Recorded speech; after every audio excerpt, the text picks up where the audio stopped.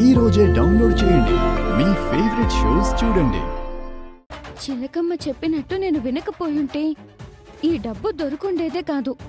ఎంతనే మేడం?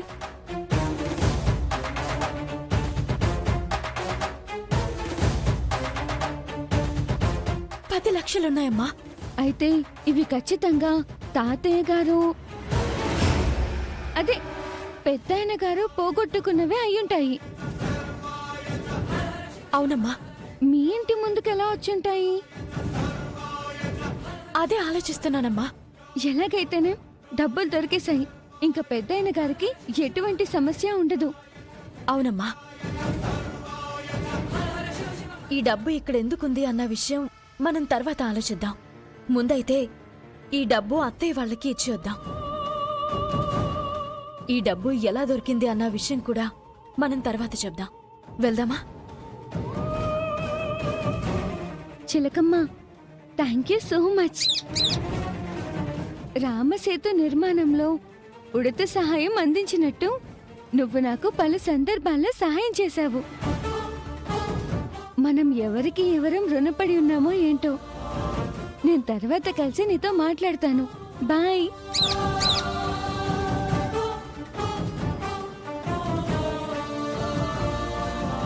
పద.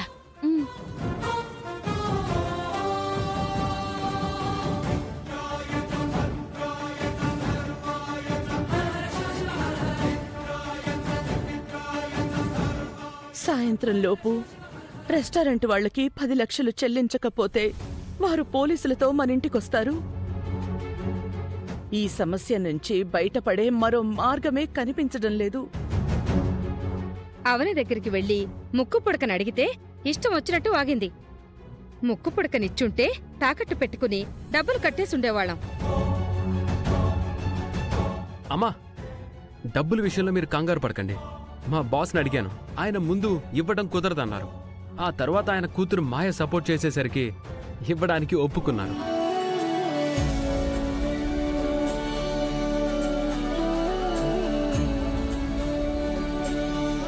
నేను వెళ్ళి ఆ డబ్బులు తీసుకొస్తాను. అనుకున్నానురా, ఈ పని అయితే నా వల్ల అవుతుంది, లేదంటే నీ వల్ల అవుతుంది అని. మొత్తానికి సాధించావు. ఇదిగా నా బ్లెస్సింగ్స్ నీకు ఎప్పుడూ ఉంటారా తమ్ముడు. నేను కూడా నాన్న వాళ్ళ ఫ్రెండ్స్ని అడిగాను. వారం రోజులు టైం అడిగారు. అందుకే ఆ విషయం మీతో చెప్పుకోలేకపోయాను.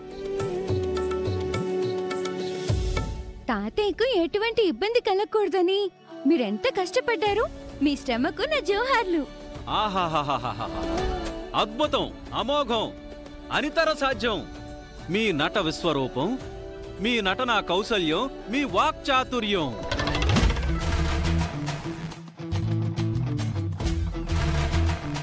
ఏంటి నీ పౌరాణిక గోల? డబ్బులు ఏర్పాటైపోయాయని తెలిసిన తర్వాత ఒక్కొక్కరు పెర్ఫార్మెన్స్లు ఎలా ఇరగదీస్తున్నారో చూడు. ఒక ఛాయాదేవి, ఒక రాజనాల మళ్ళీ పుట్టారా అని అనిపిస్తుంది. బాబూ, నువ్వు ఇంకా ఆపమ్మా. నిన్ను చూస్తుంటే ఎస్వి రంగారావు గారు మళ్ళీ భూమి మీద నీరు పనులు తిరిగేస్తున్నారని మాకు అనిపిస్తోంది. నువ్వేమన్నా తక్కువ వాడివా ఏంటి? ఆపండ్రా. ఎలా రోజు రోజుకి చిన్న పిల్లలైపోతున్నారు. రే, తండ్రి పరువుని గౌరవాన్ని కాపాడుతున్నావు. చాలా సంతోషంగా ఉందిరా చిన్నోడా. అమ్మా, నేను ఇక బయలుదేరతాను.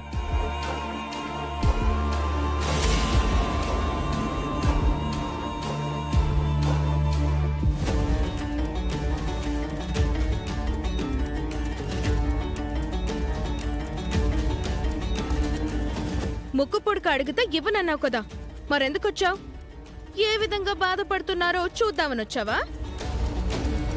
ఎద్దుపుండు కాకికి ముద్ద అన్నట్టు మనేడుపు దీనికెందుకు?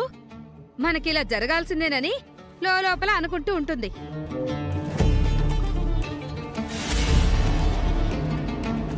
డబ్బులు తీసుకునొచ్చాను.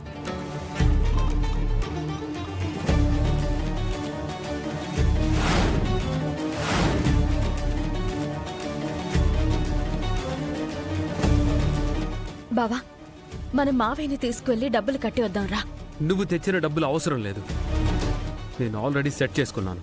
బాస్ నాకు అడ్వాన్స్ ఇస్తానన్నారు. అయినా నీకింత డబ్బెక్కడిది? ఎవరిని అడిగి తెచ్చావు? మీ బావక అంత సీన్ లేదు, మీ అక్కక అంతకంటే లేదు.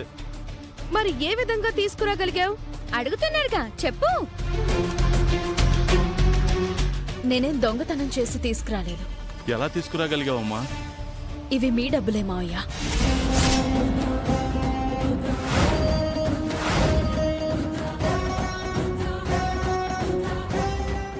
మీరు పోగొట్టుకున్న డబ్బులే.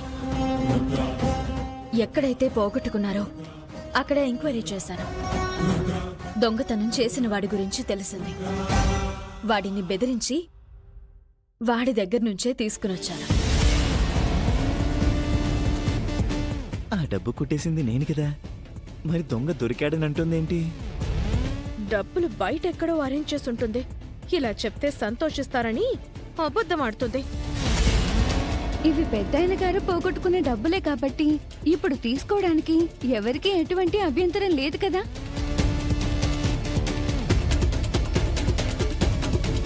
తీసుకోండి మావయ్య.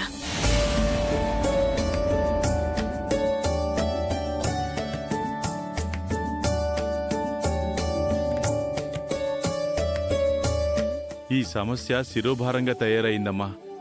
చక్కగా పరిష్కరించావు తల్లి. డబ్బులు దొరికేశాయి కాబట్టి ఇంక నువ్వు బాస్ దగ్గర అడ్వాన్స్ అడగాల్సిన అవసరం లేదు బావా.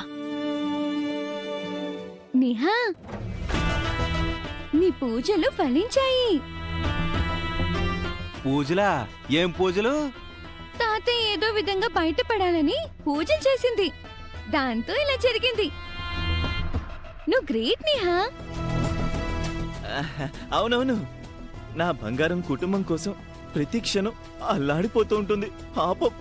ఓరి నాయనో, ఇది పెద్దయ్యాక దేశాన్ని అమ్మేస్తుంది. తాతయ్య గారు బయటపడాలని నేను పూజలు చేశాను, అందుకే ఇలా జరిగింది. నీ మొహానికి అంత సీన్ లేదులే. నీ మొహానికే లేదు, నీ మొహానికే లేదు. నోర్ముయ్, నువ్వే నోర్ముయ్, నువ్వే నోర్ముయ్. ఏయ్, ఆగండి మీరు. శ్రీకర్, మీరు వెళ్ళి వెంటనే డబ్బులు కట్టేయండి. సరే అమ్మా. నీకేదైనా పనుంటే నువ్వు చూసుకో బావా. మావయ్యని నేను తీసుకుని వెళ్తాను. రండి మావయ్య.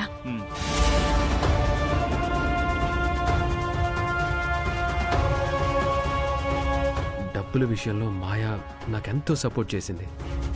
వెళ్ళి తనకు థ్యాంక్స్ చెప్పాలి.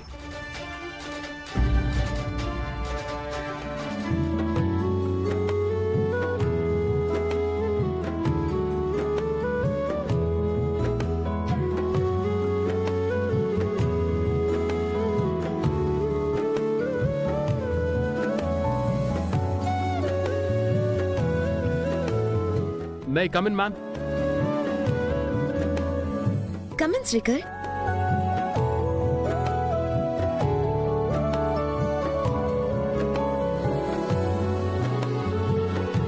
మీరు అడిగిన అమౌంట్ ని ఆఫీస్కి వచ్చి కలెక్ట్ చేసుకోమని డాడీ చెప్పారు కదా, మీరేంటి ఇక్కడికి వచ్చారు? ఆ విషయం గురించే మాట్లాడదామని వచ్చాను.